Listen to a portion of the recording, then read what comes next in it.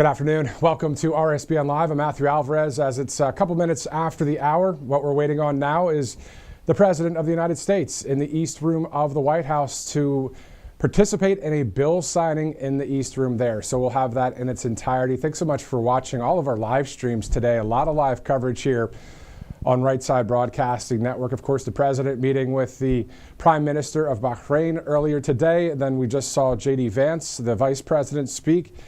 And next up, we'll see the President once again here in Washington, D.C. So we'll have that entire coverage for you as it's now, again, 2:02 Wednesday, July 16th.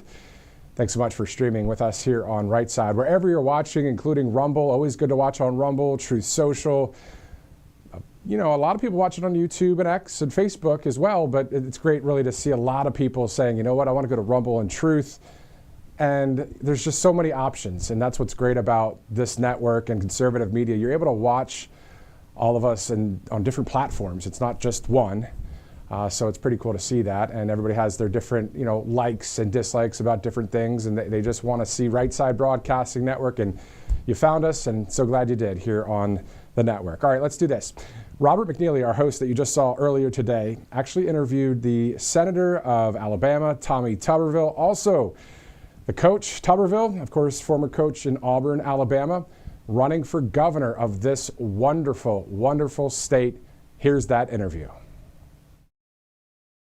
Senator Tommy Tuberville of the great state of Alabama. Coach, a pleasure to have you here on Right Side Broadcasting Network. Now, this week, the Senate has voted to pass and advance a $9 billion rescission bill that's backed by President Trump, and this legislation would cancel previously approved funding for foreign aid and public broadcasting. But this was a tie-break vote, like we've seen others, with the Vice President of the United States coming in to cast that 51st vote. Well, it's amazing to me that we had to bring the Vice President over to cut $9 billion from a $4 or $5 trillion budget. I mean, that's a half a day's work around here, $9 billion. But, we hadn't balanced a budget in 20 years in this city, hadn't balanced a budget. Yeah, the American people voted for President Trump because of Doge and all the wasteful spending to try to cut all that out. And this is what the rescission package is about. So we're trying to deliver on his ideas and his campaign promises. But $9 billion, I mean, this should be 90 billion or 190 billion, not just 9 billion. But we got to start somewhere. We had a 50 vote count. We lost 3 Republicans last night, as you said. Vice President had to come in and break the tie, but we need to act. We can spend money in a heartbeat up here. Everybody knows how to spend money. We don't know how to cut money, and we better learn how. 37 trillion in debt. We can't continue to pay $1 trillion a year interest on that debt. How will that cultural shift happen in Washington, D.C.? Because we've seen over the years that Republicans and Democrats have been somewhat addicted to this debt. Even the late Senator John McCain, when he ran for president in 2008, said that drunken sailors were insulted by Congress because of the way they spend money. It's out of control. Do you think it's simply the environment of being within the Beltway? And do you think that other rescission packages will hit the floor of the United States Senate and the Congress as a whole in result of pushing President Trump's agenda forward? Yeah, I'm very hopeful we'll have a lot more rescission packages, and hopefully we have another big, beautiful bill in the next 6 or 7 months that we can put more cuts into it. We cut some out of the budget in this last reconciliation package, but exactly right. I mean, this place is built on spending money, not saving money. And everybody up here wants to get reelected. How do you get reelected? You promise and deliver on bringing money back to your states. We do the same thing in the state of Alabama, but we've got to come up with some kind of priorities of making sure that our country is intact for years to come by making sure we can balance a budget. We can't continue to spend $2 trillion more a year like we've done for the last 4 years under the Biden administration. We can't do it. And if we do it, You're going to see some $20 loaves of bread. Cars are going to be $200,000-$300,000. The sky's going to be the limit for the inflation that we're going to see if we don't get control of our budget. And do you prefer to attack the budget and spending with discretionary and mandatory, whether it be in Alabama or Washington, D.C., with these larger bills, as we saw in the one big beautiful bill now signed into law by President Trump, or by these smaller rescission packages really cutting directly into what might be the item at hand? Yeah, well, if you got to go back on the one big beautiful bill, most of that bill, 3/4 of it, is what I call the tax cuts. We made them permanent. President Trump's tax cuts, we had to do that, saved every taxpayer across the country 22% on the bottom line on the federal income taxes. So we had to get that permanent. And then there is going to be a lot of investigation while President Trump is into every agency of what we're spending, why we're spending it, how can we save money, how can we put money back into the budget and do different things with it.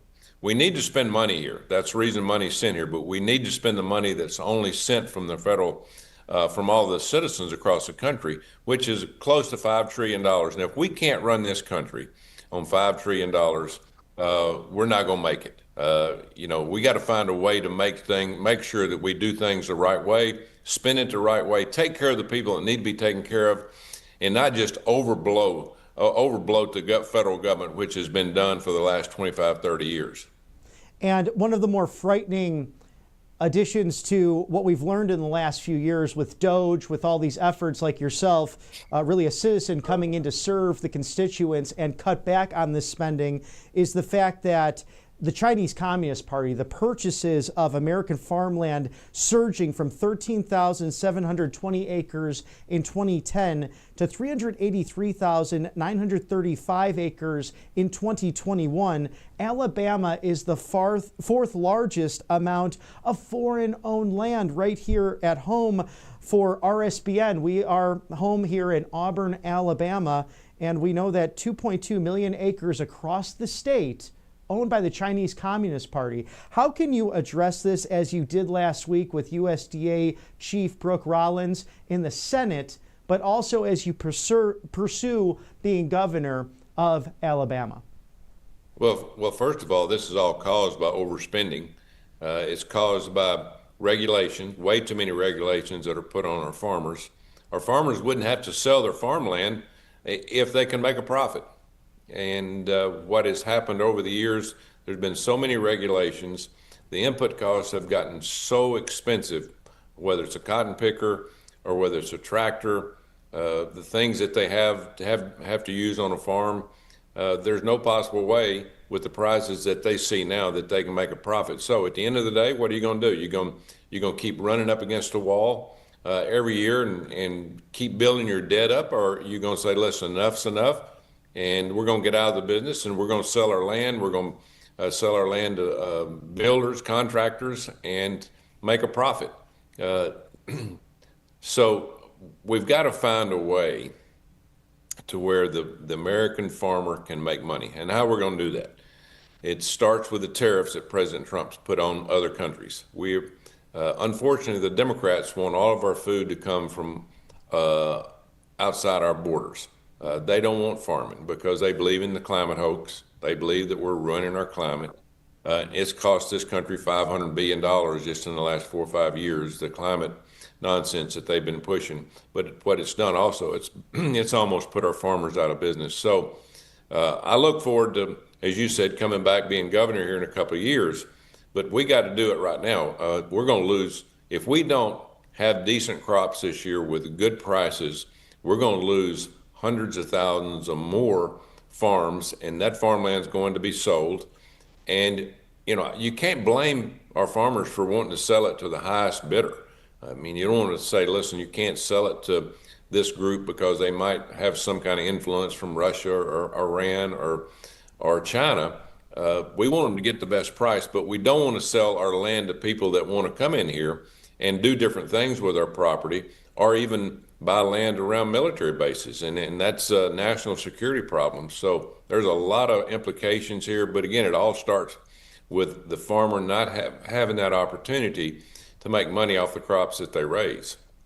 And one of your colleagues, Senator Adam Schiff, this week might be guilty of mortgage fraud. This is a launched attack that was used against President Trump falsely by the New York Attorney General in that grand scheme of lawfare that took place prior to the 2024 election. Is there anything the U.S. Senate can do to censure him as a member, as the United States House of Representatives did before he became a senator? Well, that needs to come from our leadership, and I understand it. They did something in the House when he was in the House, and he broke the rules or the law. Same thing in this situation. The reason that the Democrats don't want President Trump because he believes in a law and order country. The Democrats don't, and it all starts here in D.C. It's the most corrupt place I've ever been involved in. We've got money going out the door, front door, back door, side door, and there's nobody that really wants to stop it. But President Trump, and he is bound and determined to put people in jail that do the wrong things. But it's hard to pin people down when there's so many irons in the fire here in D.C. and there's so many things that they can go after. I mean, it is just rampant up here, and the American people have started noticing it. They voted, almost 80 million people voted to put somebody in office that's a businessman that believes in the country, that will try to put people in jail for this. But I'll tell you, it is hard to pin this all down, but I think more and more of it will come out. The problem, again, too, is the national media is not on America's side. They're on the socialist side, they're on the Democrat side, and they're not going to portray people like who you're just talking about with breaking the law. They're going to try to push the narrative that President Trump is somebody that's lying to the American people, and he's not doing things to help the American people. But let me tell you, I've seen it all up here, and I've seen the corruption that has been rampant, and thank God President Trump is in the White House.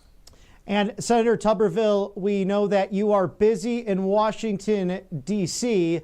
with countless items on your desk. But for some fun, we also know you're one of the most storied coaches in college football history. So putting on the hat of Coach Tuberville for a moment, how about our hometown Auburn Tigers? Can you give a projection on the season and the forecast for 2025 college football as we're in this new era of not only a golden era for America, but also for college football with the new programs? Yeah, well, I'd love to be able to tell you I know a lot about the program.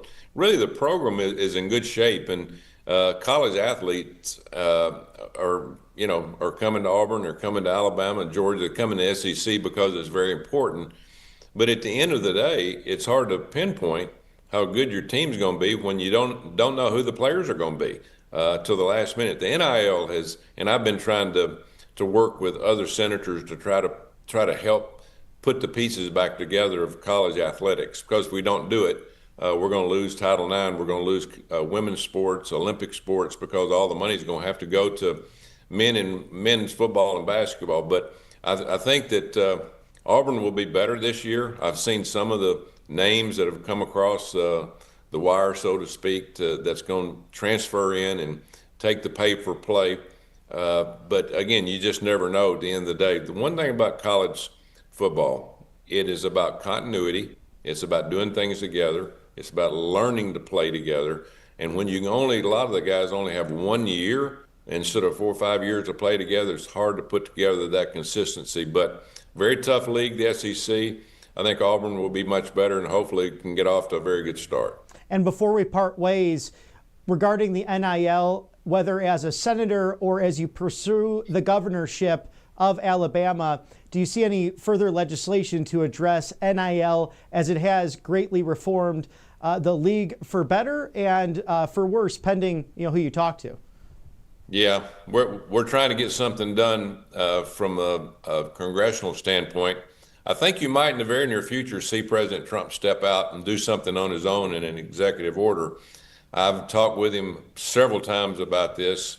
We've visited. I helped him try to set up a commission to help this. I think at the end of the day, we need to. There's several areas that we need to look at. One is a transfer portal. One is the pay-for-play, which was not meant by the federal judge in California that started this nonsense. It was meant that you come in and you market your name after you have success.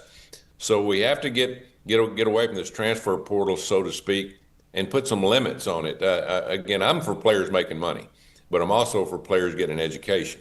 And the way that we have it structured right now, no education is out there.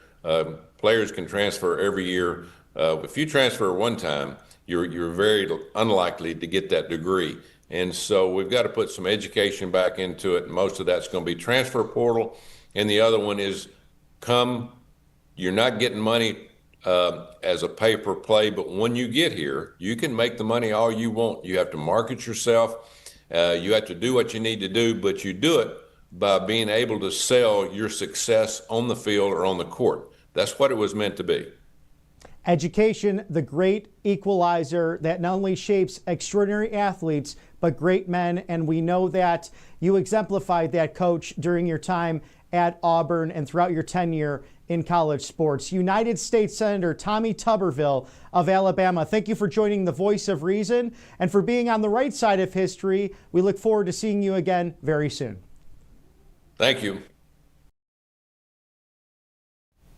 What an absolutely great interview there. Robert McNeely interviewing the Senator of Alabama, Tommy Tuberville, of course, the gubernatorial candidate as well. So running for governor in Alabama. Speaking of Robert McNeely, you can catch his show tomorrow, Voice of Reason, airing right here on Right Side Broadcasting Network, 6 p.m. Eastern Time.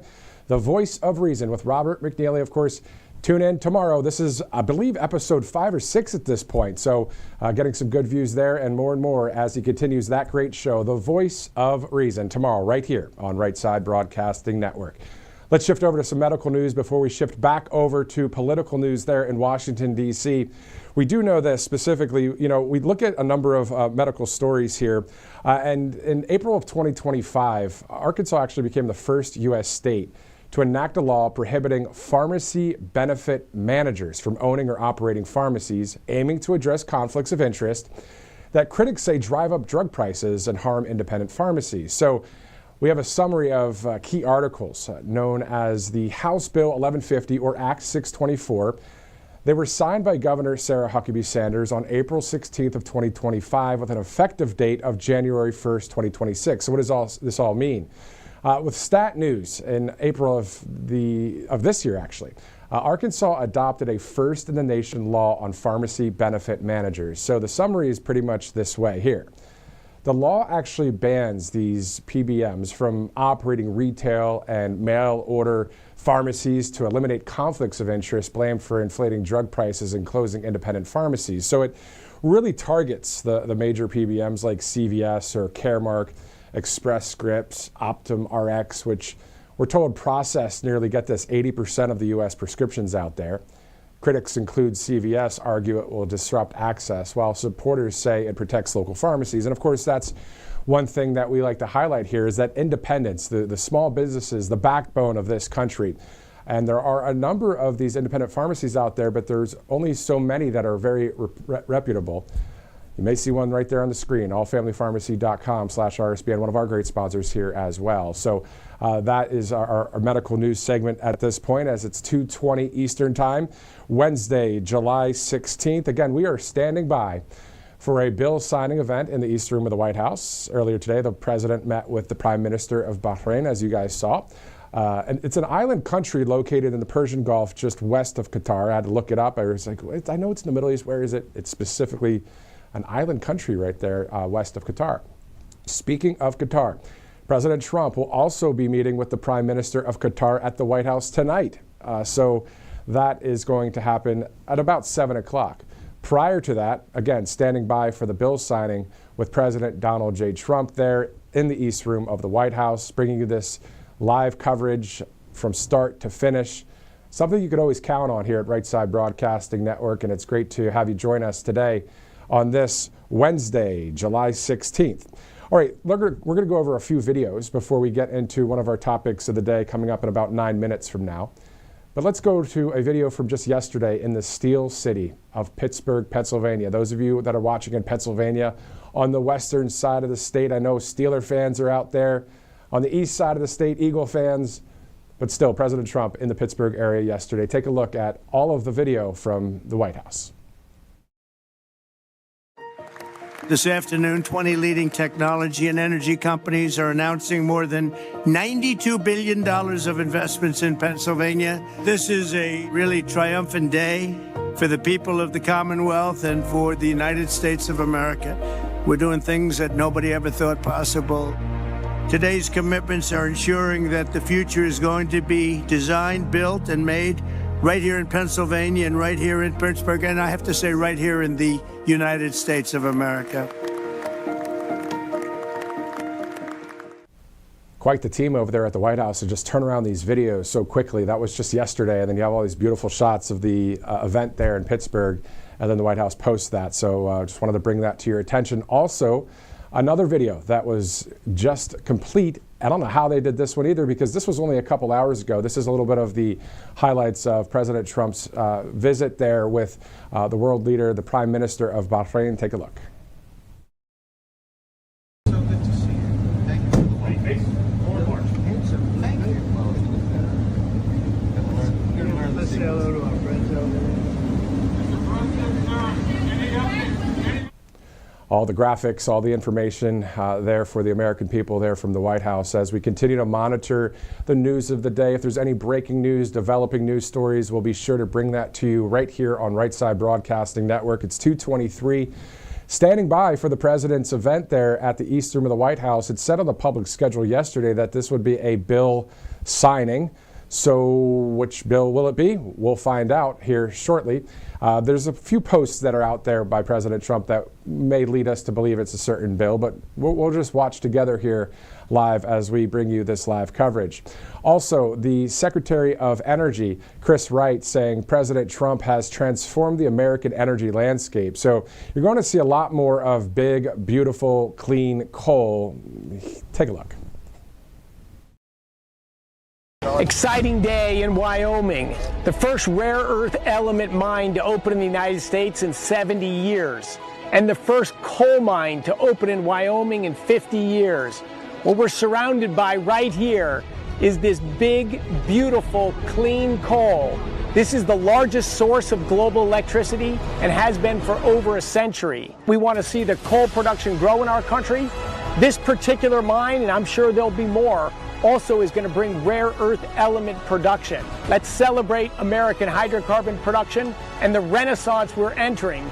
President Trump's re-election transforms the American energy landscape and ends the simply wrong-headed, foolish, and destructive war on hydrocarbons and domestic energy production. That's over. You're going to see a lot more of this big, beautiful, clean coal. God bless America. God bless energy. I really don't think there's ever been such a great multimedia team in all the departments within this administration. Great to see that. Great to monitor all the different news stories of the day here at Right Side as well. We'll get to that in just a few minutes from now. Before we do, let's continue on with some more of the videos, specifically from the Department of Defense. It's always good to save money when you can. Well, the Pentagon posted a video recently talking about doing just that. All right, we're here in my office, and I'm pleased to announce that the Secretary of the Air Force, Troy Mink, working with DOGE, the Department of Government Efficiency, has secured more than $10 billion in savings. They're cutting waste and working with vendors to reduce contract spending. So I want to commend you, Mr. Secretary, and the entire Air Force team for being relentless in rooting out excess. The Air Force can now claim the top 2 spots on the DOGE savings podium. I don't know where this podium is. I'm told it's somewhere, maybe in the basement of the Pentagon, but we're going to dust it off, and the Air Force claims the top 2 spots, symbolizing their commitment to leadership and to you, the taxpayer. So thank you to the Secretary for being an example of stewardship, and we appreciate your dedication to President Trump's mission of peace through strength. Outstanding work, and appreciate all you're doing. Well, thank you, Secretary Hegseth. As you said, efficient use of taxpayer dollars is critical to national security and maintaining our lethality. Over the past 6 months, we've looked at 500 contracts, 50 business systems, realizing more than $10 billion of savings. And as I said, with the modernization going on, which is the largest in the history of the Air Force, every last dollar is going to be necessary to bring that lethality and peace through strength. Thank you for the team. Thank you, sir, for supporting the Department of the Air Force, and look forward to working for you. Great work. Let me see that card. 50 business systems. 50. That gives you a sense of what we're up against here. I mean, 500 contracts is probably just the beginning. Yeah, part of it was actually shrinking down the number of business systems to try to streamline things a little bit. I mean, and you've got huge platforms America's going to rely upon. I mean, the F-47, you name it, the Air Force is involved in it. This is huge. This is part of what we were sent here to do. Find those dollars to put them toward the president's mission to keep the country safe. So I appreciate you leading the way. A lot of hard work here, and thank you to Doge also for making it happen. We'll find you that podium. Appreciate you.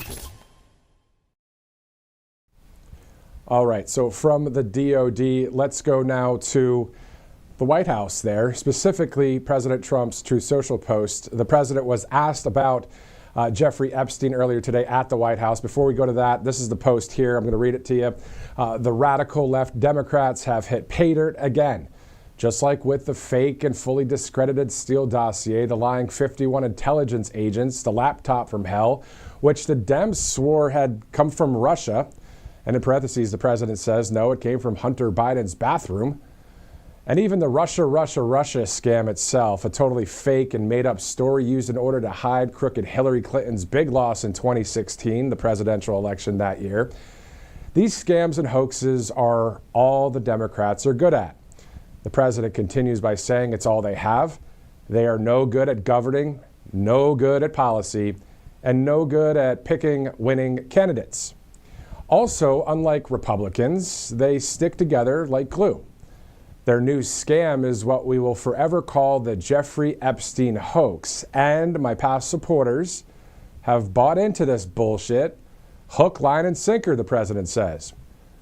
They haven't learned their lesson and probably never will, even after being conned by the lunatic left for 8 long years. The president goes on to say, I have had more success in 6 months than perhaps any president in our country's history, and all of these people want to talk about with strong prodding by the fake news and the success-starved Dems is the Jeffrey Epstein hoax. The president goes on to say, let these weaklings continue forward and do the Democrats' work. Don't even think about talking of our incredible and unprecedented success because I don't want their support anymore. With an exclamation point after that. The president closing up the statement at the bottom of the screen saying, thank you for your attention to this matter. Make America great again. For reaction and analysis, let's go now to conservative analyst and author T.S. Dixon. Sir, let's get your take on the president's post there as we switch over the programming there. Sir, just your take on it. Yeah, I mean, the story continues to develop and take shape every single day, Matt. And it just keeps getting more and more interesting. But I think that what we're starting to see materialize here is that it's becoming evident that this is an FBI coup, an FBI plot, similar to Russia, Crossfire Hurricane, the letter about the laptop from 51 intelligence leaders, and so on and so forth, the document gate, the raid on Mar-a-Lago. I mean, it never ends. The Get Trump lawsuits and lawfare. And so is it any surprise that a weaponized rogue FBI and CIA are again up to no good trying to frame up the president? I don't think it's that hard to make that leap. They've done it so many times before. And I think that may be what we're seeing here again. Again, I don't know for sure, but this is my take. I think that Trump, who has been falsely accused over and over again, deserves every benefit of the doubt, while these people who are guilty of committing these seditious conspiracies against an elected president or a presidential candidate in different phases of his political career, they deserve no benefit of the doubt. Well put. I mean, that's what we've seen over the years. I mean, President Trump, since day one, back in the day as a candidate in 2015 onward until now, we've seen the same playbook. Now, let's go to the president speaking about Epstein. This was at about 12:05 Eastern from the Oval Office. Take a look. I know you want to move past all this intrigue over the Epstein files, but I do want to ask you to clarify something you said this morning. You said this was all a hoax. Has your attorney general told you this was a hoax? What evidence have you seen of that? No, it's not the attorney general, no. I know it's a hoax. It's started by Democrats. It's been run by the Democrats for 4 years. You had Christopher Wray and these characters and Comey before him. And it's a bad group. It started, actually, look at the Steele dossier that turned out to be a total hoax. The 51 agents, the intelligence, so-called intelligence agents, it was a hoax. It's all been a big hoax. It's perpetrated by the Democrats. And some stupid Republicans and foolish Republicans fall into the net. And so they try and do the Democrats' work. The Democrats are good for nothing other than these hoaxes. They're bad for policy. They're bad for picking candidates that can get elected. Like in New York, we have a communist running. He may get elected too, actually, but he'll destroy the city. No, it's I call it the Epstein hoax. It takes a lot of time and effort. Instead of talking about the great achievements, we've had a great gentleman. Yesterday, as you know, went on CNBC and he made the statement that Trump may go down as the greatest president of all in the United States. And instead of talking about the things we've achieved, we've had tremendous achievement. They're wasting their time with a guy who obviously had some very serious problems, who died 3-4 years ago. I'd rather talk about the success we have with the economy, the best we've ever had, and all of the things we've done, including the Middle East. I mean, you see it. Instead, they want to talk about the Epstein hoax. And the sad part is it's people that are really doing the Democrats' work. They're stupid people. Yeah, go ahead. Okay, so that was from the President of the United States earlier today in the Oval Office. What's your take on how the president spoke there?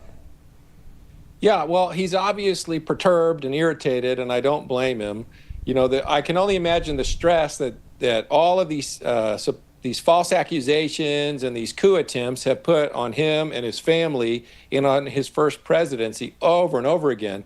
And then for him to be facing down the barrel of yet another one of these fiascos, these trumped up deals, I mean, has got to be extremely stressful. Now, again, we don't know. I'm giving President Trump the benefit of the doubt as part of my analysis because he's been cleared time and time again. I have no reason to think he would be completely cleared this time as well. But what we do know is that these documents were under the careful care and watch of the Comey FBI, the Wray FBI, and other seditious actors that have been part of conspiracies to thwart the Trump presidency and the MAGA movement over the last 10 years. So to think that these people wouldn't also continue to plot with having complete control over these files and these disclosures, I mean, is not that far of a stretch. Yeah, I mean, we've seen it time and time again. And let's talk about this. Let's take a step back and look at whether it's this situation or any of the ones that have happened over the years. And you could think, well, this is part of the strategy. This is part of their religion almost. You know, if they don't believe in truth or God and they don't care about freedom, they don't care about their country, they don't want to care about somebody that stands for the people either. Isn't that kind of what is like the root of the matter here, Tom? The root of the matter is that Trump is a great reformer president. You only see one or two of these usually in a century. And so we have come under a level of control under a corrupt and tyrannical establishment like we haven't seen in a long time. And it's come to a boiling point. And so when that happens, you always have a populist movement like MAGA, like the Tea Party, like other movements in the past. And they elect or a champion, a leader emerges, and they sweep him into power to carry out their reforms. And those reforms then fix the problem with the corruption of the government or the entity that's involved. And then you have this golden age. You have this prosperity, you have this boom. And so Trump is that character. He is that champion for the populist movement, and he's got to carry out his reforms. But these are the corrupt establishment, and it's their job to try and stop him at any cost and thwart him in his effort. And so how have they done this? They've done this by taking control of institutions like the FBI, like the CIA, and corrupting the leadership. And so that's why Trump, if he would get Pam Bondi, Kash Patel, and Dan Bongino to clean house at the FBI, the DOJ, and the CIA, and terminate the leadership 3 levels down, and then put in outsiders or put in his people into those roles, yeah, it will take a little bit of time for them to readjust. but at least you can clean out much of the corruption and the seditious actors that are trying to stop his presidency and his agenda. You know, Matt, this is very similar. Are you familiar with magic tricks? Not really. So with this is what I would call like a Nixonian playbook, right? When they got rid of Nixon, the CIA came in to actually stage the Watergate event, and then everything carried out, and before you know it, they had gotten rid of their problem, which was Richard Nixon. Another problem they had was John Fitzgerald Kennedy. And so they used a different playbook from him. But I think they're going back here. They tried the JFK playbook in Butler, and that failed. And so now I think they're going to the Nixon playbook, and it's very similar to a magic trick. A magician has 3 steps to his trick. First, the pledge. Okay, that's when he shows you an object and it's normal and you inspect it. Next is the turn, where he takes something natural and does something supernatural with it. And then finally, the prestige, where that's the punchline to the magic trick. That's the wow moment. And so the same goes for a Nixon-style setup, like I think is what we're seeing here that's my take on things. First, you know, you're going to have the setup. You know, I have a visual aid, Matt, forgive me. But first you would have what I would call the setup, and that's where you plant the poison pill, okay? And it would be not far of a stretch to believe, after Crossfire Hurricane and the PP dossier and all that they've planted something in the Epstein files, which we all want released, but it was under the careful care of James Comey and others. Step 2, you have where they try to instigate a cover-up, and this is what killed Nixon. Okay, they encourage you to do a cover-up and cover it all up, and in the process, they try to get you to break certain laws. And so if they can't get you with the poison pill because maybe the accusation of the evidence is fake or false, like the P dossier and others, then they try to get you with the cover-up. Okay, and then finally, and this is why I think the Democrats are being so careful and so quiet right now, because they're waiting for the step 3, and that's the takedown. Okay, then they try to bring it all out through some official process and then take you down like they did with Nixon. I think this is the Nixon playbook.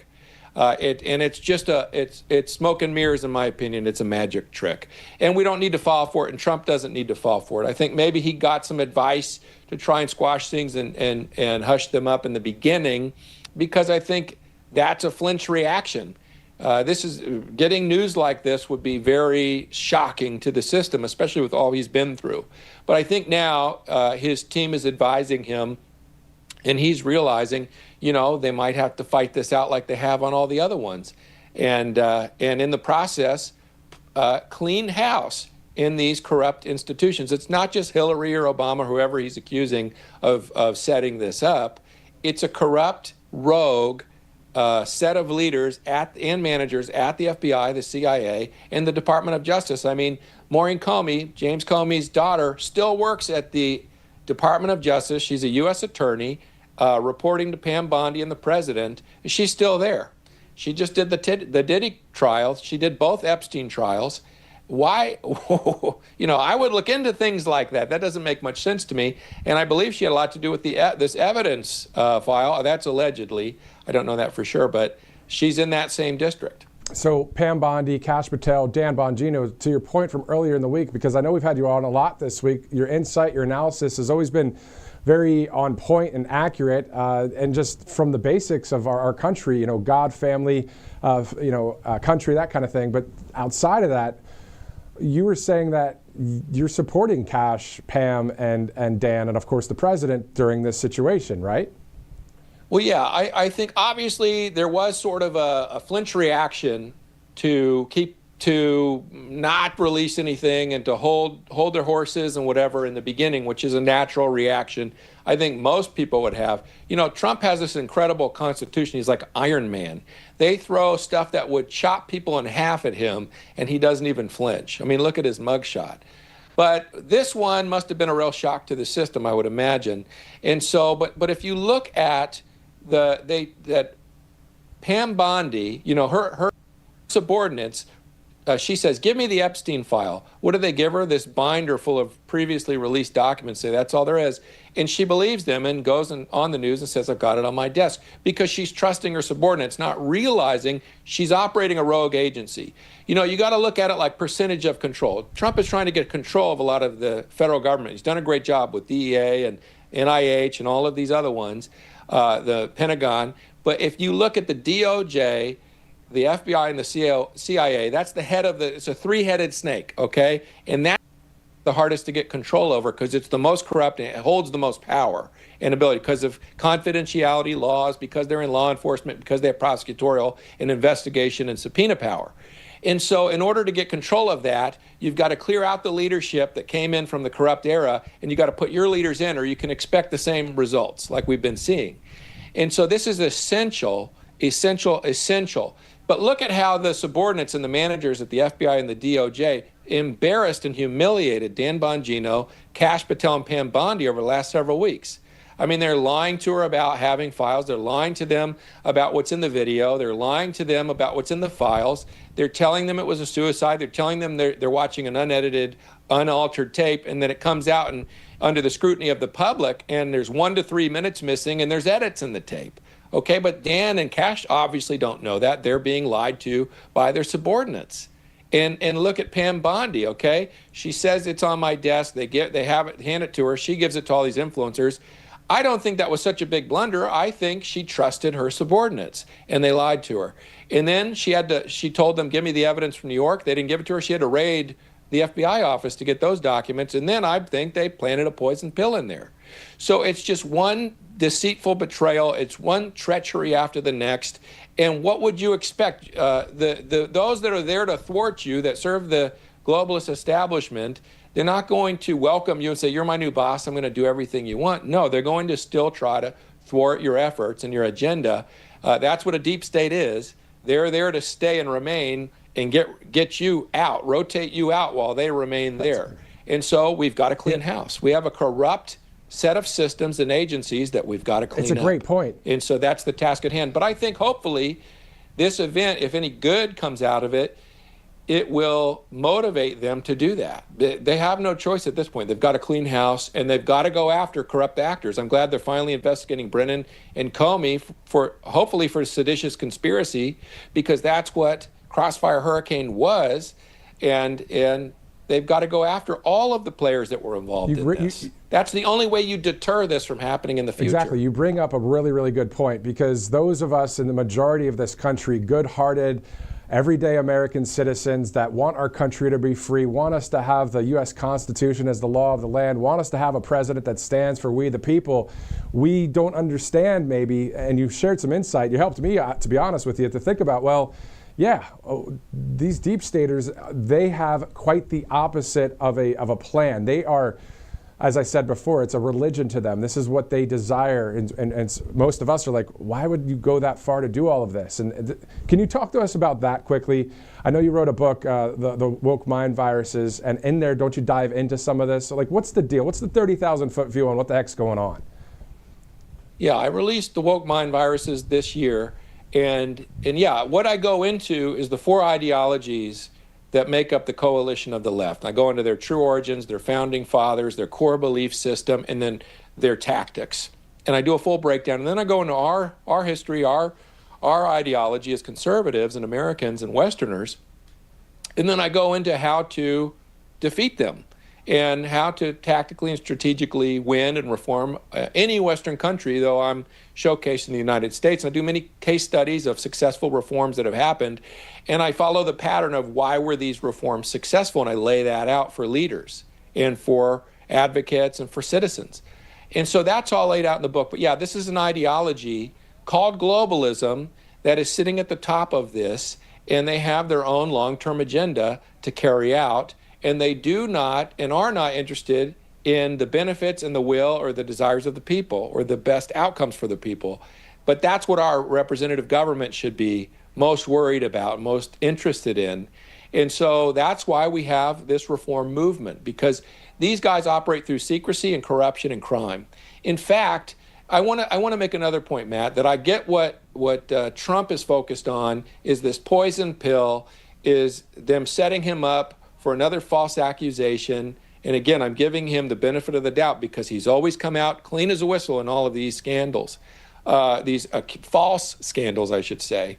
And so he's focused on that poison pill. But we can't forget that there's a body of evidence that the FBI has I think I've heard there's reporting of 14 terabytes that they have, and probably a lot of other physical evidence. Congress has a bunch of testimony and evidence. And then at least 2 courts in New York also have sealed evidence from the 2 trials. And so we can't forget that though there is probably this scheme where they're trying to frame up Trump and do the Nixon style play on his presidency, which I think he can overcome and win against them in this. However, there is also the body of evidence of what the Epstein files in total without that poison pill represents. It represents, allegedly, our spy agencies like the CIA engaged in unacceptable criminal behavior like running child sex blackmail rings. Okay, and I know that's a little negative and whatnot, but if we have a corrupt criminal organization posing and acting as a federal agency, that's not going to work. That is not in alignment with the morals, values, and constitution of this nation.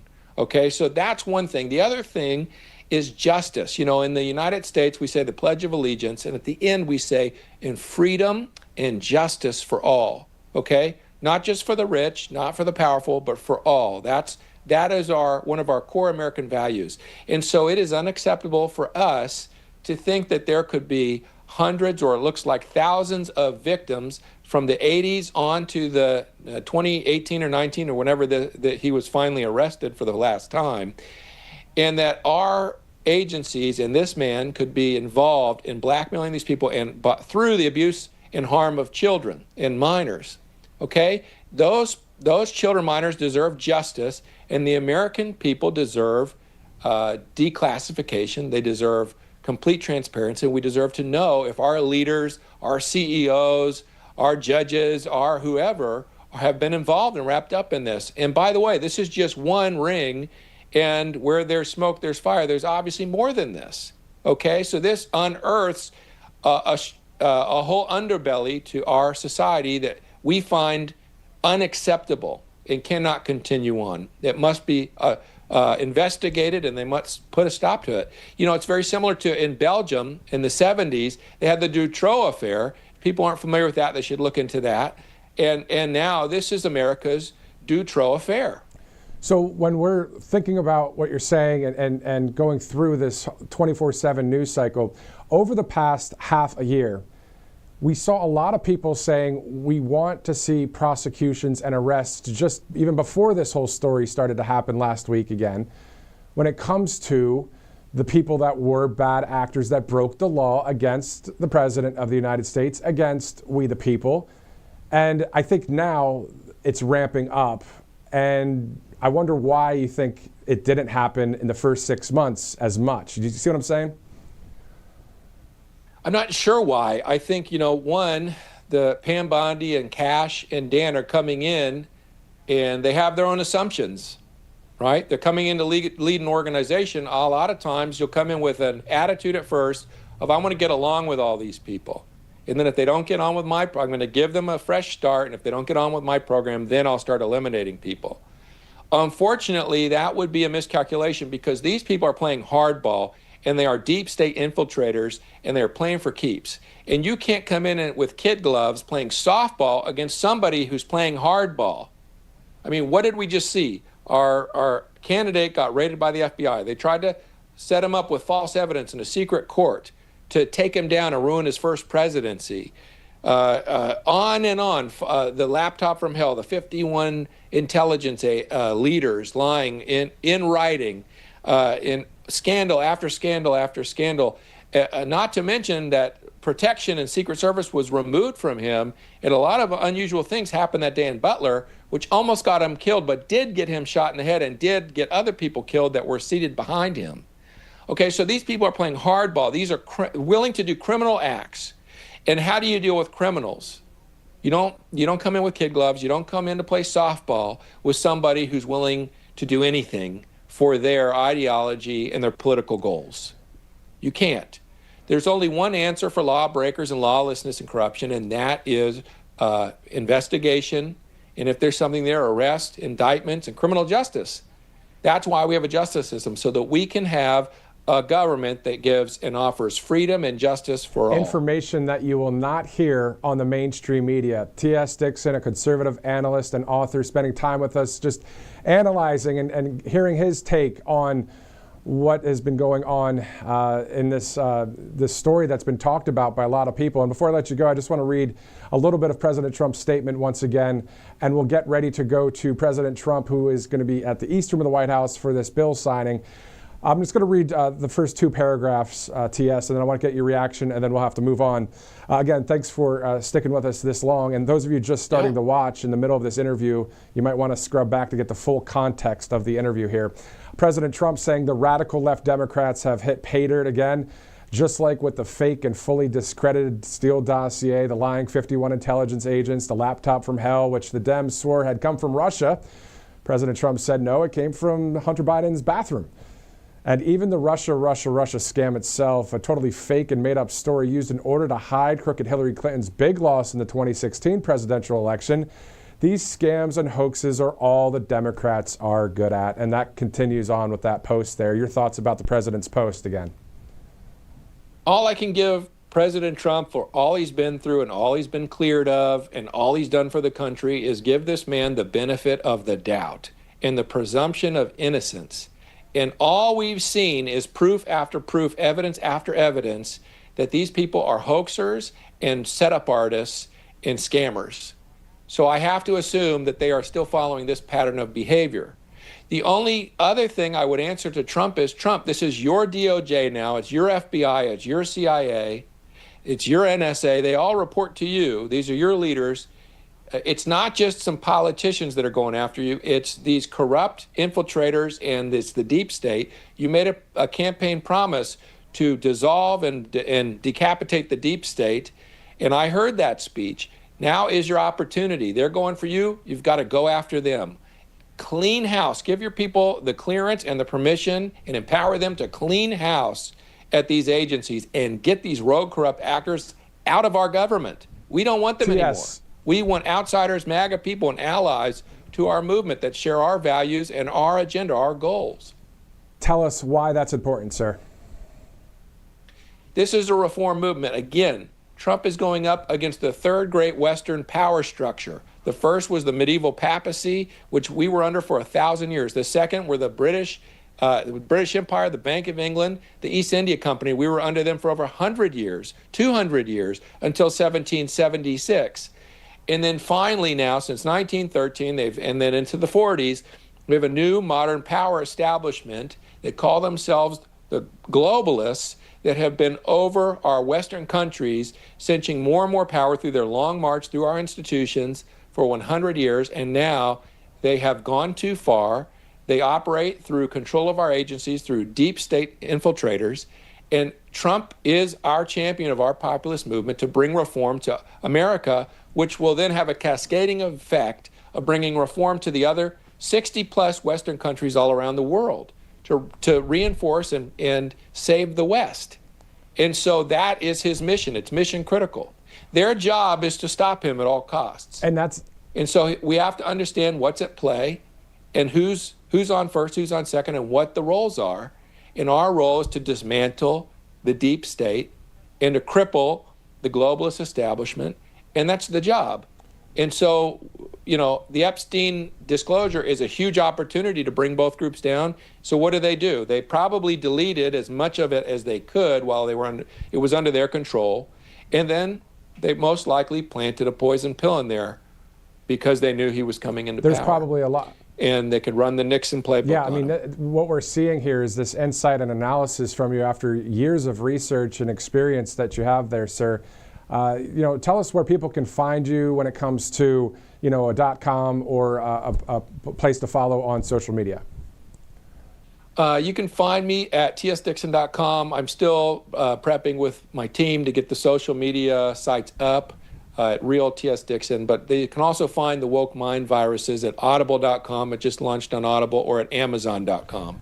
To be honest with you, it's like the other day I was talking with the great rocker Ted Nugent, and I said to him, and I'll say the same thing to you, I wish I had 4 more hours to continue to talk with you. As it's 2:56 Eastern Time, thank you guys so much for joining us. As soon as we see a live feed there at the White House, we will go there.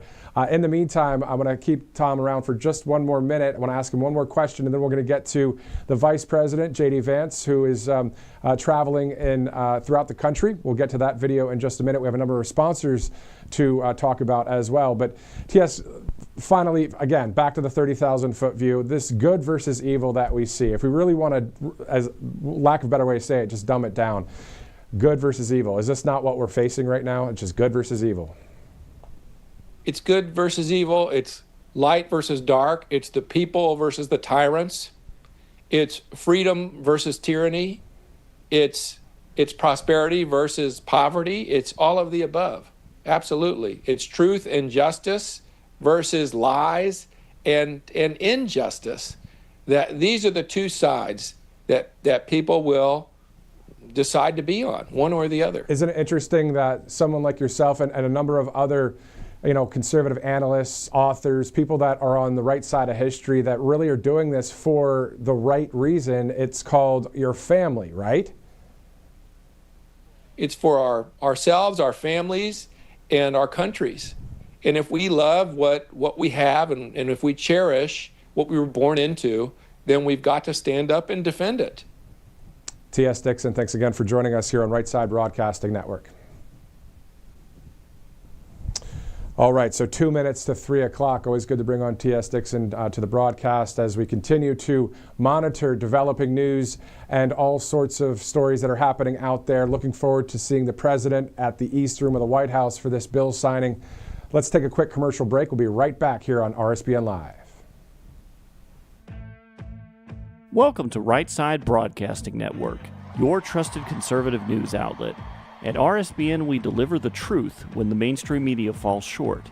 Since 2015, we've proudly broadcasted every single one of President Trump's iconic MAGA rallies, bringing you the excitement and energy live before anyone else. By watching RSBN, you get an unfiltered front row view of the action on the ground. We interview the crowds to give a voice to millions of Americans just like you. We show you President Trump's speeches in their entirety, free from interruptions and censorship. We cover the stories that matter to you with the integrity and passion you deserve. Thank you for choosing RSBN as your home for America First News. Together, we stand strong, united, and informed. So join us and be part of the right side of history. Hey y'all, it's Silk from the Diamond and Silk Chit Chat Live Show. Look, don't forget to check me out right here on RSBN Network. Be sure to watch the show on Right Side Broadcasting Network, and I want you to support Right Side Broadcasting Network. Yes, it's imperative that you do so, okay? I look to see y'all soon. Bye-bye. To celebrate our newest launch, Rev 7, I'm bringing you an amazing introductory offer, plus an exclusive overstock sale that you're not going to want to miss. Rev 7 is our premium energy drink that tastes great and gives you energy all day with no jitters and no crashes. That's because there's no sugar and no caffeine. I'm so sure you're going to love Rev 7 that for a limited time you can try our 3-pack absolutely free. Or check out our Percale bed sheets. I can't believe I'm even going to say this. Every color, every style, every size, only $29.88. So go to mypillow.com or call the number on your screen. Use your promo code to save 20% on our Rev 7 12-packs or try our introductory 3-pack absolutely free. And our Percale bed sheets, all sizes, only $29.88, even the queens and kings. Inventory is extremely limited, so order now. Welcome back to RSBN Live. As soon as we see that live feed there at the White House to the East Room, we will go there live to see President Trump participate in this signing of a bill. Looking forward to seeing that at 1600 Pennsylvania Avenue. It is 3 o'clock here on Wednesday, July 16th, 12 o'clock on the West Coast. Thanks so much for watching from coast to coast and everywhere in between. I've been around the country from California to Washington State to Iowa to Florida, all over the place, Maine. So definitely seeing you out there. Love the beautiful country that we have here, beautiful states across this union. Thank you guys so much for streaming in as we get ready to see President Trump there at 1600 Pennsylvania Avenue. If you've been feeling tired or foggy or just low on energy lately, it might not be just stress. It could be your cells running low on fuel. That's why more and more folks are turning to NAD Plus and methylene blue. And as we get older, our cells, unfortunately, they slow down, but that doesn't mean you have to. These products are helping people boost their energy, clear out the brain fog, stay sharp, and now you can get both NAD Plus and methylene blue at all family pharmacies. So they make it easy to get the medications you need without the usual runaround. They have fast shipping, they don't require insurance, and a doctor's prescription is included. So it's your go-to for essentials like ivermectin, hydroxychloroquine, antibiotics, and more, all online and delivered right to your door. So check out allfamilypharmacy.com/RSBN. Use that RSBN10 promo code. You'll get 10% off your order. Let's go to Spring, Texas, where Angel Paste is headquartered, angelpaste.com. Many products to choose from. All you have to do is, you don't have to listen to me, you can actually just go there if you'd like, angelpaste.com. Check out all the products, including the Miracle Cream that you see there.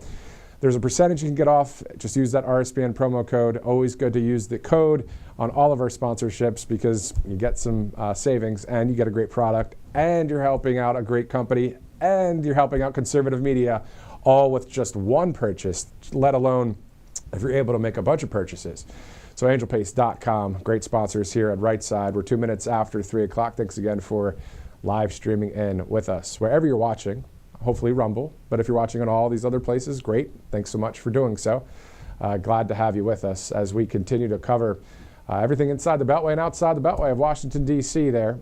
Specifically, let's go to Pennsylvania, where Vice President J.D. Vance spoke earlier today. You saw that coverage here with Robert McNeely. Let's go to, I believe he was touring the region there in PA. Let's go to that video.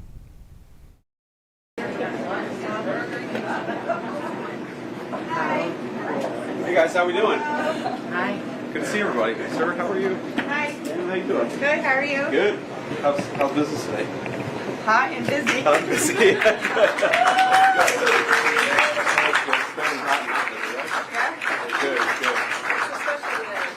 What's that? What's the special today? Hot dogs. Hot dogs, okay. With everything on it. Okay, You have to get it fantastic. that way. So It's what's tradition. every day? Mustard, onions, and chili. Okay, that's good. What kind of chili you guys use? Is that like Cincinnati style chili or I don't know Cincinnati style chili. It has just no beans in it. no beans? And it's made More of a from sauce? like hundreds of years old. Okay, yeah. Yeah. That's just like we do in Cincinnati. That's great. What's your name? Bobby. Bobby, nice to meet you, Bobby. I'm going to say hello to some people. And then we'll come back and get our food. All Sound right. good? Yes, Thank it you. does. Sir, how are you? What's your name? Ike. Ike. Nice to meet you, Ike. God bless you, man. Hey, guys, how we doing? How you doing, man? Angel, nice to meet Angel, very nice to meet you. This is Hey. Lexi. Hey, Lexi, how are you? Good, how are you? Good. How we doing? You off school for the summer? Yeah. Yeah? Yeah? What grade are you in? Eight. Going into 8th or just Yeah. okay, great. You excited about that? Yeah. Yeah, good. How's the food here? Good? Yeah, really Okay, good. that's the right answer. That's the right answer. Hey guys, how we doing? Wait, so the special's hot dogs with everything's on it. Yep. Okay. Or you get a cheeseburger. We get a cheeseburger. With Didn't we onions, get it? chili, and ketchup. Okay. We ordered ahead of time, right? I think so. What do we order? Do you guys have Somebody cheesesteak? ordered a grilled cheese. Okay. Oh, I think that one's That's for me. that's her. She's a vegetarian. Okay. And a double burger. And a double burger. Okay, got it. Can I get one of those hot dogs with everything on it? Oh, yeah. Okay. There you go. To go, please. Thank you. Great. How you guys doing? Thank you. Nice to meet you all. What's up, man? How you doing? Right, how are you? Good. What's your name? Mike, you playing golf today? I am, yeah. You look like it. How about you? Yeah. You playing with him, Josh? I am. Okay, good. How'd you guys play? We didn't play You yet. didn't play yet? Okay, good. Where you guys headed? So, Bucksell. Okay. Nice. How far away is that? right over the river, you probably passed it. Okay. All right. I wish I could play golf today. I got a vice president today. Good to see you all. Hey, how are you? Wonderful to meet you. Yeah, thanks. Nice to meet you. Angela. Angela, great to meet you. Angela. Great to meet you. Hey guys, how we doing? Good. Semper Fi, man. Semper Fi, sir. How are you? Good. Good. Yeah. Hey, how you doing? Very nice to meet you. Thank you. Oh, a Bengals fan. Here we go. How's it going? Good to see you, man. Hey, nice to meet you. Yeah. So we just had an event over there, and I was talking with a buddy of mine. There's a New York Times story saying, "I'm from the Biden administration. Let me tell you how to fix the immigration problem." And a buddy of mine sent it to me and said, "It's like a Cincinnati Bengals player telling you how to win the Super Bowl." Oh, it's crazy. That hurt What's me. your That hurt my prediction? feelings. What's your prediction? I actually think it's our year, man. I really do. Now I've been saying that for 36 years, ever since I could talk. But No, Burr's good. We've made some progress in the line, so I feel pretty good about it. Me too. We'll see. Good. We'll see. It's Eagles territory, right? It is. Okay. Yeah. Are you an Eagles guy? You're an Eagles guy too. Okay. My grandfather played for the Eagles, but I'm back this Oh, really? Yep. Okay, that's awesome. What position do you play? offensive line. Yep. What's his name? Joe Clark. Joe Clark. Long time okay. ago before they made money, so I don't have anything from it.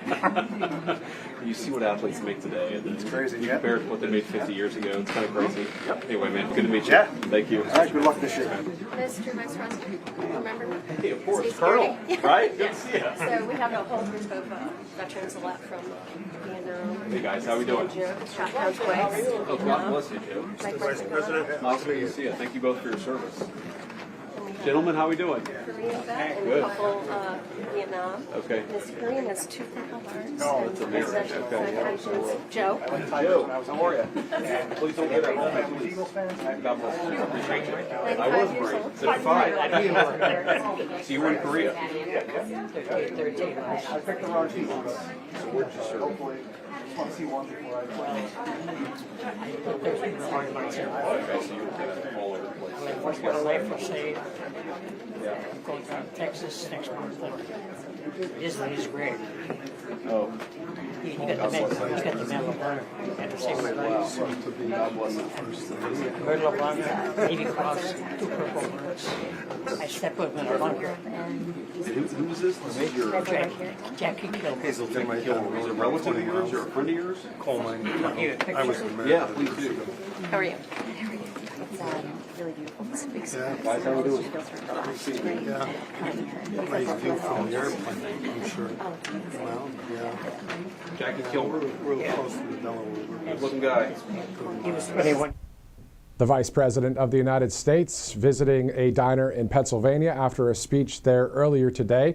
Pretty close to that Ohio border, as I believe he was in the western part of the state. If not still, of course, Pennsylvania borders Ohio, the place of J.D. Vance's birth, of course, Middletown, Ohio. I remember doing a rally live there right here on this network, Right Side Broadcasting Network. We're looking live, of course, at the East Room of the White House. We're going to go from seeing the Vice President in Pennsylvania to the President of the United States in the District of Columbia, coming up here, Washington, D.C. at the White House there. So as soon as we get that live feed in the sense of the President walking into that room, we'll go there live and listen in and see which bill the President will be signing here. Will this be the Genius Act, as he was talking about yesterday, that he was in the Oval Office talking with legislators about that? We'll see. But we will have this live coverage for you. And thank you so much for watching live, but also to those of you that are watching this on replay a little bit later. Thanks so much for doing so, as we are just bringing you as much as we can here at Right Side when it comes to live feeds, as you perfectly put it right there with the great work by our director and producers and our staff here at this network, seeing 2 different vantage points there at the White House. So looking forward to seeing President Trump and hearing what specifically this bill is all about as it will be signed into law. So speaking of bills signed into law, of course, the big, beautiful law is now law. And looking forward to seeing various paychecks, I'm sure, when it comes to anybody that makes $30,000 to $80,000, a cut in taxes, and then the Golden Dome for America for our security. How about the border wall along the southern border getting complete? The staffing levels with border protection agents and ICE going to be at where they need to be. I believe everything is already good, but it's always good to have more, and also maybe some bonuses. And I believe that's part of that big, beautiful law for some of the ICE agents and the Customs Border Protection agents. As during all of the 24/7 news cycle, we have to remember that these men and women are along the southern border. They are in Army strikers. If you're with the U.S. Army, if you're with the Marines, you're putting up this, I think it's called concertina wire, to just shore up the wall. And then think about it. I mean, it's not always during the day. It's nighttime. You never know who's on the other side of the wall there. I mean, we just had an event yesterday that we covered live about the drug cartel. when it comes to when it was the DOJ and DEA joint press conference yesterday about drugs coming through the border, but we're seeing a lot less of that happening, of course, with the current administration. All right, seeing a number of people appear on the stage there. That'll be right behind President Donald J. Trump. Thank you guys for streaming in. As soon as the folks are lined up there on that mini riser, we'll see the 47th President of the United States walk into the East Room, and we'll take you there live and continue in on our coverage. Speaking of taking it live, why don't we do that now right here on Right Side Broadcasting Network.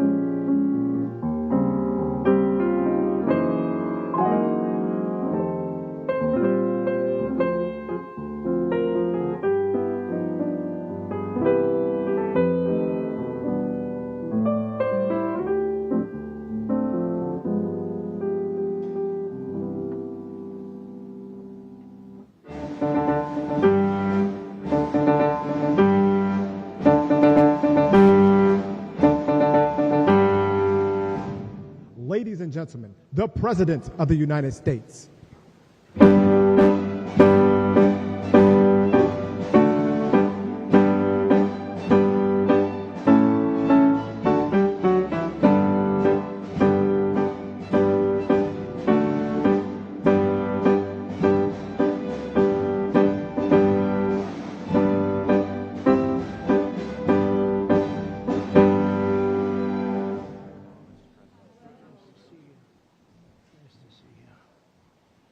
Well, thank you very much. Please.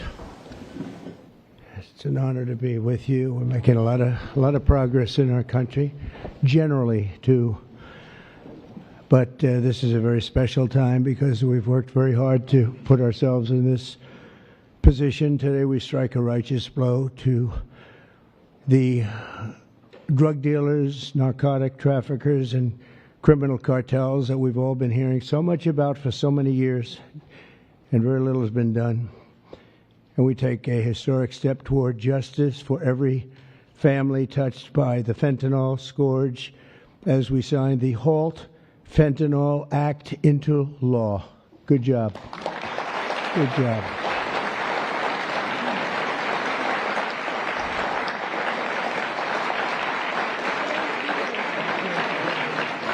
We'll get him.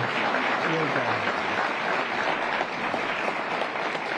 Thank you very much. With this bill, we are officially and permanently classifying all fentanyl-related substances as Schedule 1 narcotics, which is actually a very big deal. It doesn't sound like much. It's a big deal, as they will tell you, meaning anyone caught trafficking these illicit poisons will be punished with a mandatory 10-year minimum sentence in prison. We'll be getting the drug dealers, pushers, and peddlers off our street, and we will not rest until we have ended the drug overdose epidemic. And it's been getting a little bit better, but it's horrible. It's horrible. We're going to end it once and for all. And we're pleased to be joined on this occasion by my future DEA administrator. He's going to be a very important position, Terry Cole. Where's Terry Cole? Hello, Terry Cole. I hope you're as good as they say, Terry. I hope you're as good as Glenn Youngkin says, because it was his recommendation that got you this job. You better do a good job, or I'm blaming Glenn. Glenn, I'm going to blame you if he's no good. And who the hell knows, but I have a feeling he's going to be great. Is he that good? All right, good. You better be good. But it was really, Glenn has had tremendous experience with Terry, and he said he's fantastic. He did the job like nobody that you've seen, and we take your word for it. Thank you very much, Glenn. Also with us is Secretary Kristi Noem, who's doing a fantastic job. Where's Kristi? Where are you? Kristi. Hi, Kristi. She is doing a great job with Tom Homan, who's fantastic. He's also central casting. He does serve the central casting role, too, doesn't he? And he's a great guy. Special Envoy Steve Witkoff. Steve, thank you very much. Thank you. Good job. And we have some good news on Gaza and good news on a couple of things that we're working on at a very high level. But you've done a fantastic job. Thank you very much. My nominee to lead the Office of National Drug Control Policy, Sarah Carter. Sarah, great reporter, too. She was a very tough and good reporter, and you've done a fantastic job. So now you'll be able to put all that experience to work. No more criticizing or anything else. You got to do it yourself, and you're going to do a great job, you know, as reporters do on occasion. Thank you very much. Thanks, Sarah. Good luck. Governors Glenn Youngkin, Jeff Landry, and Kelly Armstrong, where are you? Stand up. Great. Hi, fellas. Hi. How are you? And great friends of ours, Senators Chuck Grassley. Chuck, fantastic. You look fantastic. Looks like he's 44 years old. You look great, Chuck. We're proud of you. Jim Banks. Jim. Thank you, Jim. Good job. Good job. Ron Johnson. Ron, good. We've got that bill passed, Ron. We got it passed. Thank you for all your help, too. Ashley Moody. Ashley, thank you very much. Jim Risch. Thank you, Jim.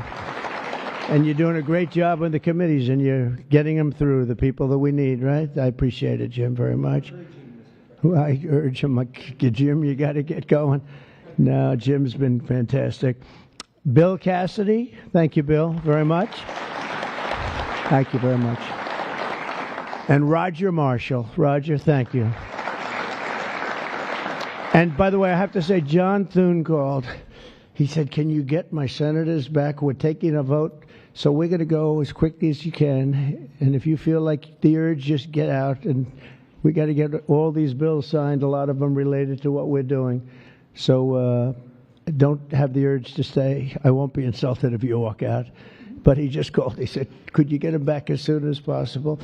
Representatives Morgan Griffin, Brett Guthrie, Andy Biggs, Andy Barr, Buddy Carter, Addison McDowell, Troy Balderson. Hi, Troy. Randy Feenstra. Thank you, Randy. Scott Franklin, Tony Gonzalez, John Joyce, Dan Muser, Mike Carey, Scott Fitzgerald, Diana Harshbarger, Bob Latta. That's a good group of people. Hal Rogers, Mike Rowley, and Nick Langworthy. Thank you. We've got a lot of great people. That's a lot of political talent we have. A lot of political talent. Thank you very much. Thanks as well to State Attorneys General Brenna Bird. Thank you, Brenna, wherever you may be, because, you know, Brenna, she was the first one in that state to endorse Trump. Thank you very much. I don't forget those things, even though this is non-political today, okay? Alan Wilson, Chris Carr, and Marty Jackley. Thank you all very much. Thank you. So 6 months ago, we came into office and inherited the worst drug crisis in American history by far. They did nothing.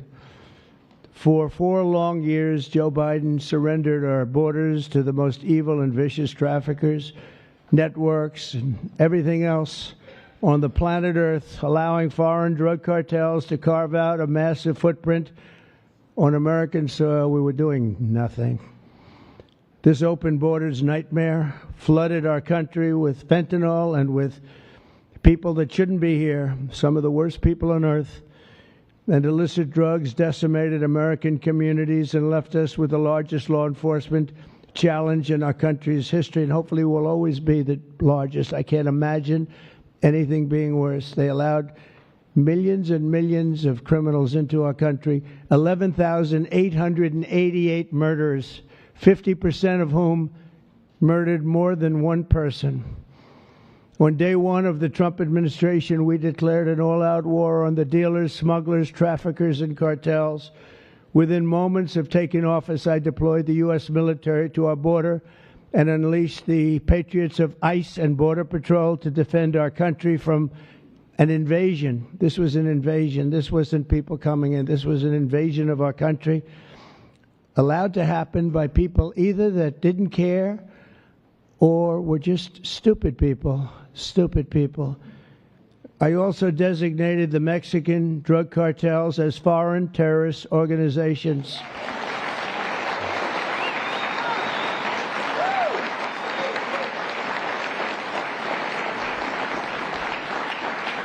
And within a few short weeks, believe it or not, if you remember, now we've even surpassed that, but we achieved the most secure border in U.S. history.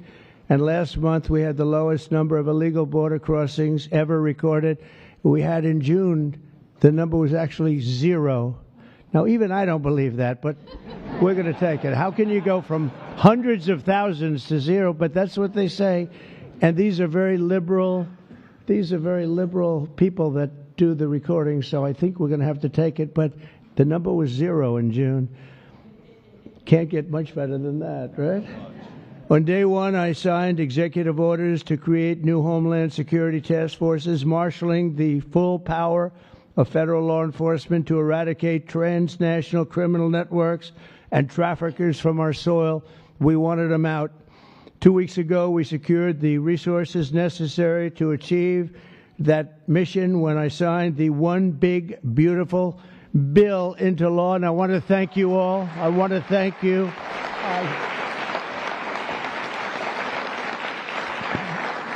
I want to thank you all. You did a great job. And you could go point after point how good it is. You know, they have just a hit against that. It's one of the biggest tax cuts in history.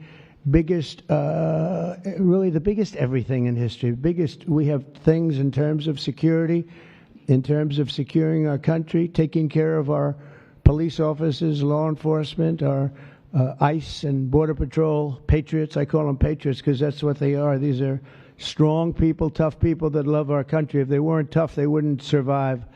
But we do more for the country in that bill, I think, than just about any bill that's been passed. And we're going to have to start speaking about it because the Democrats use it. They say it represents death. How effective is that, right? That's pretty good. It represents that. That's all they have. They only have lies. It's the only thing they have. They don't have policy. They can't get people elected. They don't have good candidates. They don't have anything, but they do have two things. They stick together. They stick together like glue, And they always come up with a good little tagline. This tagline is death. And the death is them. We're the ones that are giving life. We're giving life with that bill. And there's so many good things, whether it's no tax on tips. Think of that. No tax on Social Security. No tax on overtime. If you buy a car, you want to buy a car, you get a deduction of interest on your mortgage. So think of that. Things that were never even a possibility. And then so much else in terms of health, in terms of providing care. It's really just a fantastic bill, and it's about time that we're going to start, and we'll start talking about it. But once we do, I think we're going to have the greatest midterm that you've ever seen, because this thing really is amazing. And I want to thank all of the senators in particular for getting it done, It also makes the largest investment in the U.S. Coast Guard since World War II, ensuring that we have assets and all of the assets needed to vanquish the cartels from the waterways of North America. We're building a lot of Coast Guard ships that go very speedily along the water, and they're very lethal. They're very powerful, and that's what we need, because a lot of it comes in as we block up the border. They start using the water. That's a good run. I could use that. They block up the border. We start using the water. And that's what happens. They start using the water. Who would think? They even actually developed small submarines. You saw that, right? Small submarines to get the drugs in. And it's incredible. But we've stopped them. I've also directed the Department of Justice to seek maximum sentences for fentanyl traffickers. We're going to absolutely do the maximum.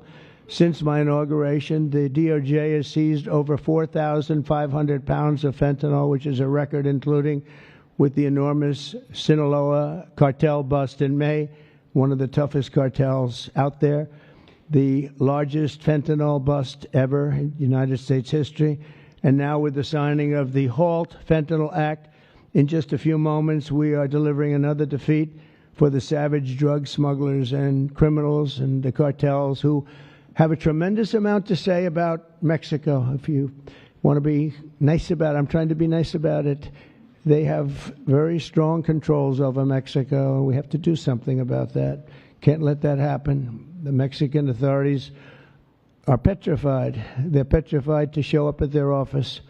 They're petrified to go to work because the cartels have a tremendous grip on Mexico and the politicians and the people that get elected. For years, the monsters who manufacture illicit fentanyl have sought to skirt legal restrictions by making minor variations of the chemical compound, and in the process, they've developed even more toxic versions of the drug. One common variant, known as carfentanil, it's becoming more and more common. It's 100 times more potent than the original version of fentanyl. Can you imagine? Look at what you have to suffer with the original. I mean, this is 100 times more potent, and it's happening stronger, more and more dangerous. And as you know, and I have a very good relationship with President Xi of China, but I imposed a 20% tariff on China because of the fentanyl, and I call it a penalty. It's a penalty because China delivers much of the fentanyl. Some people would say all of it. They deliver it into Mexico and even into our own country. We have a 20%, so they pay billions of dollars in damages for what they've done. And I think we're going to work it out so that China is going to end up going from that to giving the death penalty to the people that create this fentanyl and send it into our country, whether it's through other countries or directly. I believe that we would have had that deal a long time ago. I shook hands with them, and then we had a rigged election, and we had somebody else come in, and they didn't know anything about a deal for the death penalty. The death penalty is going to be imposed on people from China that make fentanyl and send it into our country. I believe that's going to happen soon. But as of today, all fentanyl-related substances will be banned forever, and those who traffic in these deadly poisons will be put behind bars for a very long period of time. We're joined today by just a few of the millions of families ravaged by this scourge, including Greg Swan from Michigan, who carries with him the heartbreaking loss of his beautiful son, Drew. Drew became addicted to opioids after being prescribed painkillers following a sports injury, got injured, and this is happening so much, got injured in sports and ends up, you leave the hospital a week later and you're addicted. But he fought through it and got himself clean. Then one day, Drew took a pill laced with fentanyl. He took it just casually, thought it would be okay. Took a chance and he thought it'd be okay, and it didn't work out. And he tragically lost his life. And Greg, I'd like you to come forward, and if you could just say a few words about your wonderful, wonderful son, please. Thank you, Mr. President. Honor of my life. Thank you very much. Thank you. Thank you so much, Mr. President. I will be brief. It's the honor of my life to be here, and Drew was the happiest day of my life was when he was born, and he always called me his hero to the day he died. And his passing ruined, I thought, my life, and every parent back here that I meet and in the audience, some of my friends, their life is gutted when they lose a kid. There's despair and there's hopelessness. But we've been able to find some repose in going out and advocating, and we want to hit every school in America. There's 26,727 of them. We want to go into every one. The kids are silent when they hear we lost somebody to this, and we tell our story, and they leave unequivocally ready to run away from fentanyl. I would just like to say thank you, Mr. President, for stopping the border crossings. Full stop, mic drop.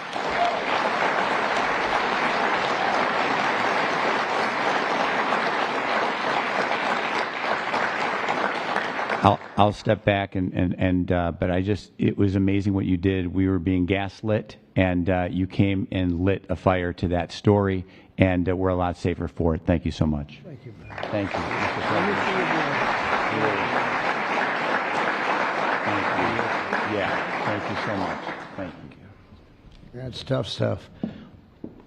We're also grateful to be joined by California native Ann Fundner, who lost her beautiful eldest son, Weston, to fentanyl when he was just 15 years old, exactly 1 year ago today.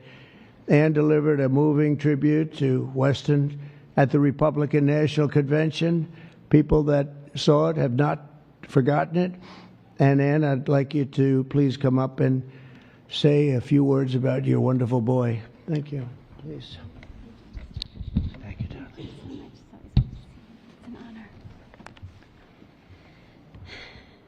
Good afternoon, Mr. President and distinguished guests. My name is Ann Fundner. Oh, come here. I'm going to hold. Thank you. Okay. And I'm an angel parent. 1 year ago today, on July 16th, I stood in front of America and told the story of my son, Weston, at the RNC. And about how he was a beautiful, loving, had a wonderful life. We did everything right. But one pill, one mistake, given by a friend under peer pressure, took his life. In the last 4 years, fentanyl became the #1 killer of Americans, ages 15 to 48. And children under 14 are the fastest growing demographic. President Trump, for 4 years, we felt ignored. But you've changed that, and we appreciate that so much. You've closed the borders, sanctioned cartels, imposed tariffs, closed shipping loopholes. Most people don't know about that. That was a big one. Dealt with countries where it's coming from. You mobilized Treasury, Justice Department, Homeland Security, lawmakers, legislators, and today the signing of the Halt Fentanyl Act, bipartisan and overwhelmingly supported by everybody, making fentanyl a Schedule I drug to strengthen the criminalization and prosecution of people who peddle this. It is a lifeline for families across America and keeping our families safe. And that's all you always want, to keep America safe. And thank you so much. Thank you for keeping America safe and for our children. And this is what we voted for, Mr. President. God bless you. God bless our angel families who are all here with us today, and all of you sitting up here with us. And God bless America. Thank you so much.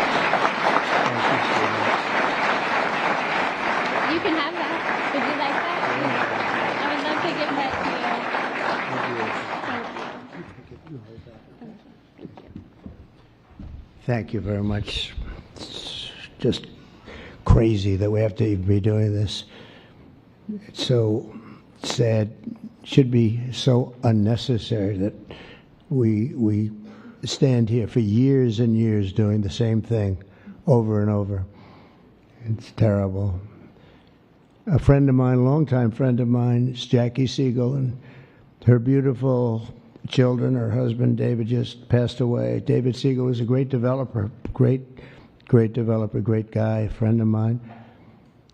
But her children, Jordan, Jacqueline, and Drew, come from Florida. Jackie lost her beautiful daughter Victoria to drugs when Victoria was just 18 years old, a beautiful person. And this April, Jackie lost her sister Jessica to fentanyl. In her daughter's honor, Jackie founded Victoria's Voice. And I'd like to ask Jackie to come up and say a few words about her daughter, her husband, her family. She's comes from a great family, and they've been fighting this scourge for a long time. Thank you very much, Jackie.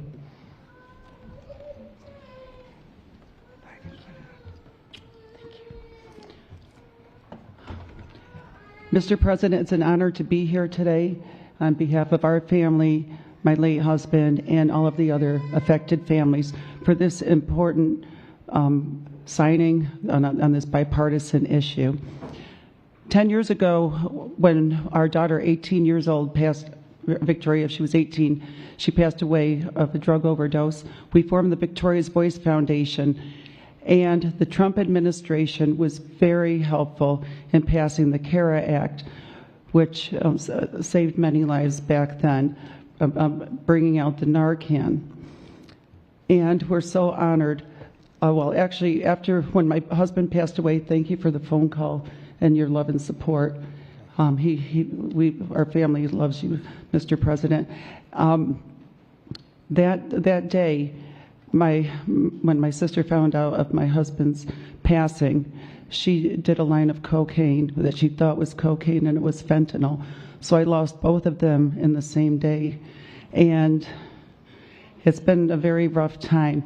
But it's turned me into more of a fighter to carry on my husband's legacy and the other families' legacies of saving lives. And so I'm turning my pain into passion. And also, on top of this, with the signing of this important the act that you're doing, we are joining with Victoria's Voice is joining with founding fathers, and we're going to start the Angel Army. So we're even growing even more under this Trump administration. Okay. We're going to spend the rest of our lives doing this. Thank you, Mr. President. Thank you, Jackie. Thank you. Very effective. Thank you for helping me.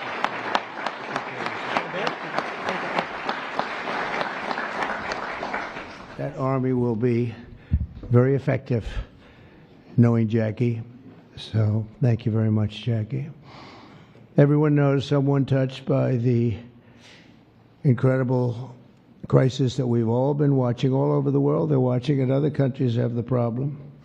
But I don't think there are too many that have it more seriously than us. They come here and they rip us. They rip us so badly, the cartels and all of the others, because we're sort of a rich country, and that's where the money is. So it happens. People say, why is it so much? Because we have money. We're richer than other countries, so they come here more. They take the money like taking candy from a baby. So today, on behalf of all Americans who have lost a loved one to opioids, we renew our vow to liberate America from this horrible plague, and I hope you're going to do a fantastic job. You have no idea how important you are. You have maybe the most important job just about in government. There's nothing more important than what you're doing, so I wish you a lot of luck, and we'll be there to help you all the way along, okay? Once again, I want to thank Congress for passing this important bill and for all the work you've done over the last 2 weeks, all of you. What a job you've all done. It was the congressmen and women and the Senate has been unbelievable. And I'd like to ask, if you want, stand right up here while I sign the bill, and then we're going to get you right back so you can keep passing other bills and make America great again, right? Okay, thank you very much. It's great to have you.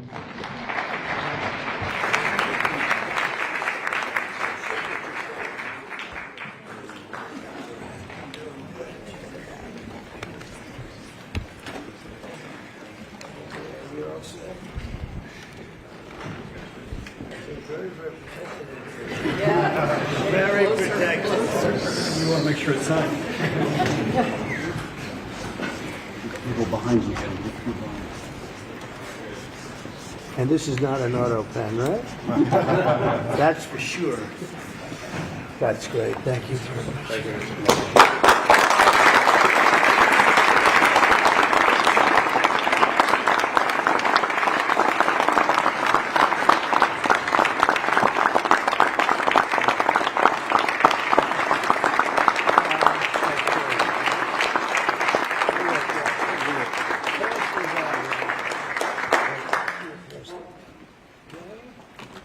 Pass that out. We'll give some to the back too. Okay, we'll just pass that out. Thank you very much, everybody. This is really an honor. Very important. One of the more important things that we'll ever sign, I suspect. And thank you all for the great job. Thank you. Thank you very much, everybody.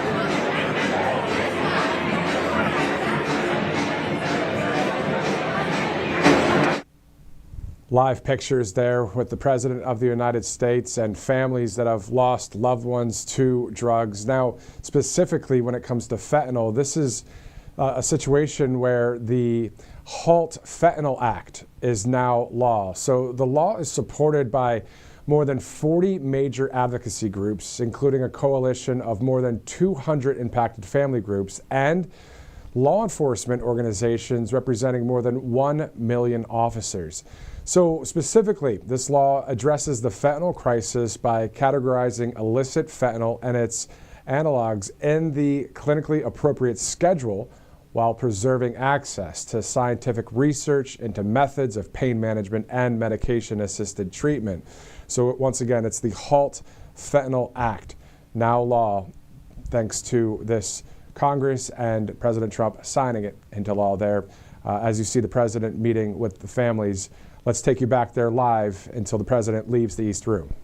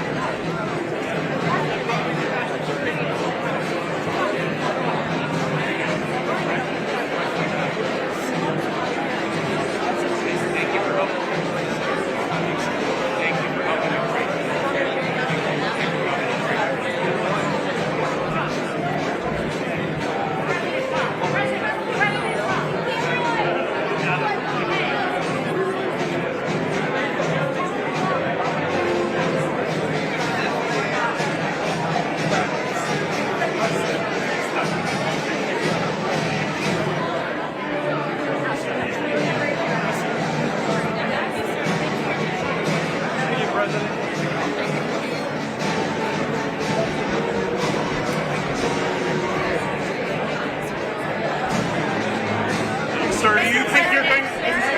With your Attorney General was in here, your FBI leadership, do you still have confidence in that team, sir? Total. Sir, will you get... I have nothing to do with it.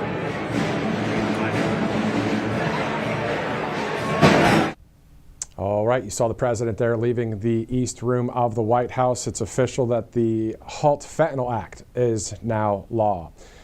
This live stream broadcast brought to you by All Family Pharmacy. All Family Pharmacy, if you've been feeling a little bit tired or foggy or just low on energy lately, it might not be just stress. It could be your cells running low on fuel, but there's some good news. That's why more and more folks are turning to NAD Plus and methylene blue. As we get older, our cells slow down, but that doesn't mean you have to. These products are helping people boost their energy, clear out the brain fog, and stay sharp. And now you can get both NAD Plus and methylene blue at All Family Pharmacy. So they make it easy to get the medications you need without the usual runaround. So they have fast shipping, don't require insurance, and there's a doctor's prescription included. So it's your go-to for essentials like ivermectin and hydroxychloroquine, antibiotics, and more. All online and delivered right to your door. So all you have to do is check out allfamilypharmacy.com/RSBN and use the code RSBN10 to save 10% today. Again, that's allfamilypharmacy.com/RSBN, code RSBN10. Before we wrap up, let's go to MyPillow.com, the great Mike Lindell with the great MyPillow. And you can use that RSBN promo code there as well. Get that free shipping. So many great products there at MyPillow.com. More than 2,000 products to choose from. MyPillow.com. All right, if you'd like to stay with us, you can, of course, by following us on all of our social media platforms. For all of us here at Right Side Broadcasting Network, I'm Matthew Alvarez. We'll see you again soon.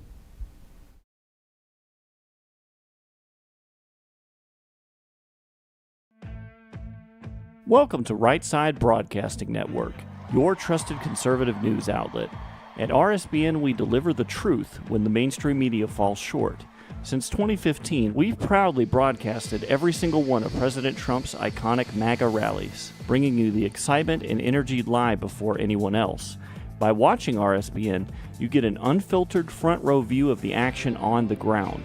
We interview the crowds to give a voice to millions of Americans just like you.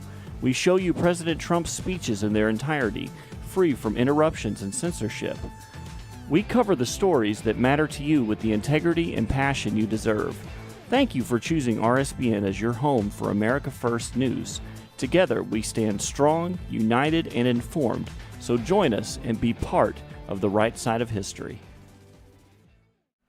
Hey y'all, it's Silk from the Diamond and Silk Chit Chat live show. Look, don't forget to check me out right here on RSBN Network. Be sure to watch the show on Right Side Broadcasting Network, and I want you to support Right Side Broadcasting Network. Yes, it's imperative that you do so, okay? I look to see y'all soon.